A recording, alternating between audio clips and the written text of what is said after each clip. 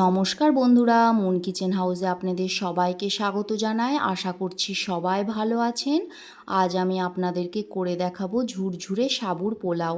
এটা আপনারা উপোসের দিন কিংবা নিরামিষের দিন করে খেতে পারেন। এর জন্য প্রথমে আমি একটা বাটিতে বড় দানা 1 কাপ সাবু নিয়ে নিয়েছি। এটা ভালো করে 2 থেকে 3 বার ধুয়ে একটা বাটিতে নিয়ে নিলাম। এতে হাফ কাপ জল দিলাম। এখানে যতটা সাবু দেব তার হাফ জল দিতে হবে, দিয়ে 1 ঘন্টা ভিজিয়ে রাখবো। দেখুন 1 ঘন্টা হয়ে গেছে। এবার সাবুটা কি সুন্দর ফুলে উঠেছে এবং ঝুরঝুরেও হয়ে আছে। একটা প্যানে 1 চামচ সাদা তেল এবং 1 চামচ ঘি দিয়ে দিলাম।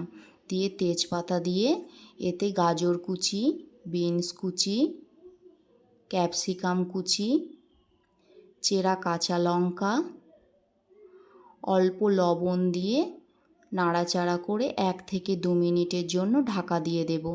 এতে সবজিটা অনেকটাই সেদ্ধ হয়ে যাবে। 1 থেকে 2 মিনিট পর ঢাকনা খুলে দেখে নেব। দেখুন সবজিটা অনেকটাই সেদ্ধ হয়ে এসেছে।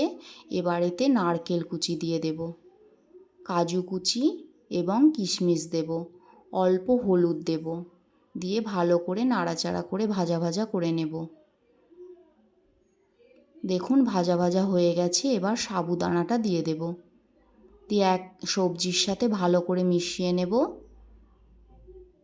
দিয়ে এতে 1 চামচ চিনি, রোস্টেড চিনেবাদাম কুচি এবং গরম মশলা গুঁড়ো দিয়ে ভালো করে নাড়াচাড়া করে নিয়ে নামিয়ে দেব। কত সুন্দর ঝুরঝুরে হয়েছে দেখুন একবার।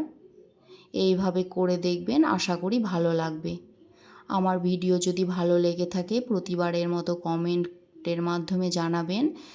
নতুন হয়ে থাকলে প্লিজ আমার চ্যানেলটি সাবস্ক্রাইব করে পাশে থাকবেন। সকলে সুস্থ থাকবেন, ভালো থাকবেন। ধন্যবাদ।